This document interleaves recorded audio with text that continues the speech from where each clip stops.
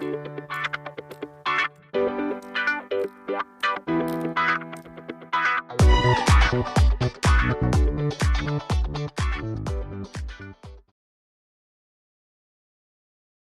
à tous, il est 8h15 et je viens de quitter l'albergue, je suis encore à Saragoun, je sors du village, donc il est tard ce matin parce que j'avais besoin de dormir. Hier j'avais passé une journée quand même assez longue de marche et j'ai parcouru plus de 41 km, c'est ma plus grosse étape. Je pense que je vais aller mollo aujourd'hui parce que sinon mon corps risque de me rattraper et ce sera pas cool. Bon bref, après hier c'était une journée un peu spéciale, j'étais pas vraiment dans le top de ma forme et du coup je préférais continuer parce que là où je m'arrêtais je le sentais pas et donc bon au moins j'ai avancé. Donc là ça fait déjà 429 km que j'ai parcouru depuis la gare de Saint-Jean-Pied-de-Port. Ça fait 2 semaines que je suis parti, un peu plus. Et donc je suis, on va dire, presque à la moitié du chemin. Derrière moi, il y a un pont romain qui surplombe une rivière. Et me revoilà reparti sur le chemin pour la journée. Donc petite étape aujourd'hui, je pense. Je dis je pense parce que en fait, jamais être sûr. Donc la rivière s'appelle le Rio Cea. C-A-C-E-A. Voilà. Là je viens de sortir du village et j'ai croisé un monsieur du coin qui m'a filé un petit papier avec alors c'est en espagnol hein, forcément, c'est une prière, la Virgen Peregrina. Voilà. Bon. Je vais essayer de le traduire pour voir ce que ça veut dire. On verra plus tard. Bon, allez zou. Regardez-moi un peu ça. Là c'est sympa là. Là je rentre dans la campagne. Petite rivière derrière. Aussi un petit coin là derrière. On voit des camping-cars qui sont posés, tranquille. C'est pas mal. Allez, let's go. 3 km après Saragoun, il y a un moment où le chemin bifurque. J'avais 2 choix. Le Camino Real ou la Calzada Romana. Du coup, c'était assez compliqué parce qu'apparemment les 2 chemins sont assez similaires. Sauf que la Calzada Romana a 1 km de plus sur le parcours. Après, du coup, comment j'ai fait pour choisir ? En fait là, je me suis laissé porter par... je sais pas, j'ai pas réfléchi, je suis allé là où ça m'a emmené et du coup j'ai pris la Calzada Romana. Donc on va voir l'ancienne voie romaine. Donc ça va me mener. C'est assez drôle parce que du coup je fais un peu le parallèle avec les choix qu'on peut faire dans la vie des fois. Tu vois. C'est est-ce qu'on va quoi ? Pourquoi on fait tel ou tel choix ? Donc c'est des fois c'est réfléchi et des fois c'est pas réfléchi, c'est juste le feeling quoi. Donc là typiquement la Calzada Romana c'est juste le feeling, il n'y a même pas eu de réflexion quoi que ce soit. Donc je sais pas, peut-être que ça se rapproche par rapport à mes valeurs personnelles, l'authenticité, où je me dis tiens la voie romaine c'est la voie origine de base et même si elle est un peu plus longue, peut-être que ça va être sympa à voir quoi. Donc je vais voir plus loin. Je suis à Calzada del Coto.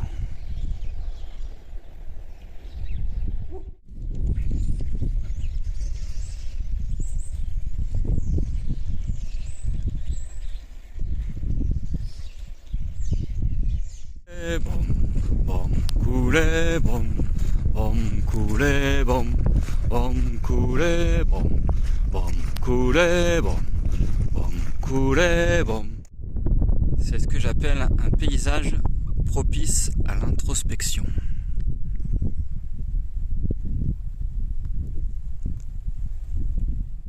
C'est dingue, ici je suis au milieu de rien, vraiment au milieu de rien. Il y a une bâtisse à peu près à 600 mètres de là. Et je suis tombé en plein milieu de rien, je suis tombé sur ça quoi. une piscine. Bon là forcément elle est pas en mode je vais pas pouvoir faire des longueurs aujourd'hui, mais c'est assez dingue de se dire que là il devait certainement y avoir un projet de quelque chose et puis ça s'est pas fait quoi. Ils ont quand même construit une piscine et ça a pas l'air non plus hyper vieux quoi. Je pense une piscine ça peut pas non plus avoir je sais pas, ça a 30 ans maximum je pense, c'est ouf. Je me suis arrêté sur une aire de repos pèlerin là pour prendre quelques minutes. Et c'est clairement dommage que ce soit pas l'heure de planter mon camp parce que c'est vraiment une invitation au bivouac ici. Il y a un endroit pour s'abriter en cas de pluie. Il y a même une machine à café à l'intérieur avec du café. Et là il y a de l'eau, même un petit bassin où on peut tremper les pieds et même se laver. Enfin c'est de l'endroit, de l'herbe propre avec des endroits plats. Enfin génial quoi. Super endroit. Et du coup je me suis dit je vais pas refuser l'invitation à m'arrêter et à au moins tremper les pieds dans cette eau claire.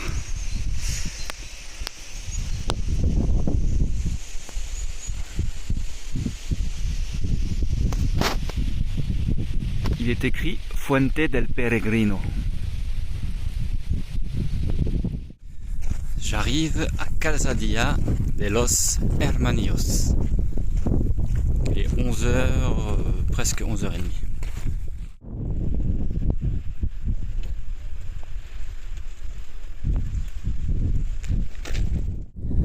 Ça fait à peu près 3 km que je suis sorti de Calzadilla de los Hermanos.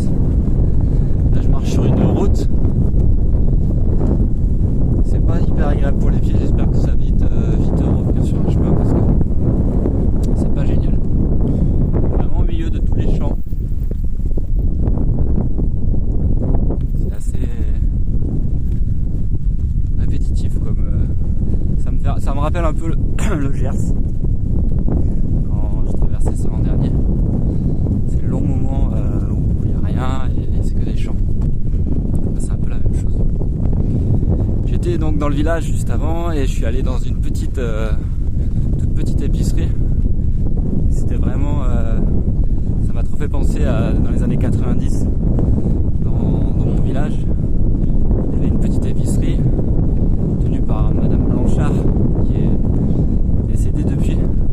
Et c'était drôle parce que c'était vraiment le petit endroit où il y avait quelque chose, on va dire le minimum quoi, vraiment le dépannage. Mais du coup ouais, c'est le genre d'endroit où il y a un peu de vie quoi. Et c'est drôle que dans ces villages comme ça il y a encore ça. Ça se perd beaucoup par chez nous quoi. Et bon en tout cas ici j'ai pu retrouver ça quoi. C'était retour dans les années 90 quoi. Donc depuis tout à l'heure que je marche là, il y a plein de petits ruisseaux en fait qui sont déviés de petits canaux. Et là du coup je me suis arrêté pour manger un petit truc. Et en fait je suis tombé sur ça. Juste là derrière moi. L'eau est super claire. Du coup je suis allé me faire une petite baignade. Tranquillou. Vraiment super. Derrière il y a une aire de repos pour pèlerins bon, qui est un petit peu. Enfin qui est pas utilisée parce que elle est pas du tout entretenue, il n'y a plus de banc, il n'y a plus rien, c'est plus un squat qu'autre chose, mais là, j'ai pu aller manger là-bas tranquille à l'ombre et puis là je repars. Donc là j'avance dans la meseta et au loin là-bas je peux voir une chaîne de montagnes. Donc c'est des chaînes de montagnes que je vais traverser après Léon. Il y a plein de petits canaux d'irrigation comme ça.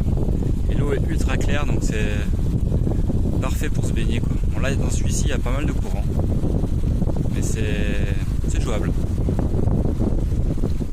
La ruta alternative es más tranquilo.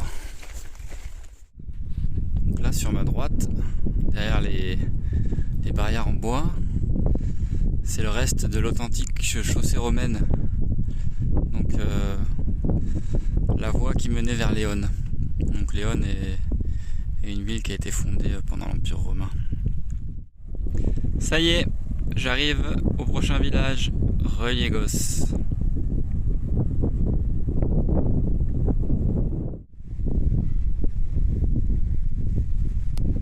Je ici à Reliégos et du coup j'ai vu des petites maisons comme ça qui sont à moitié sous terre.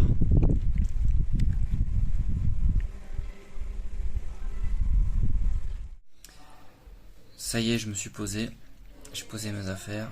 Je suis donc dans une albergue privée à Reliégos.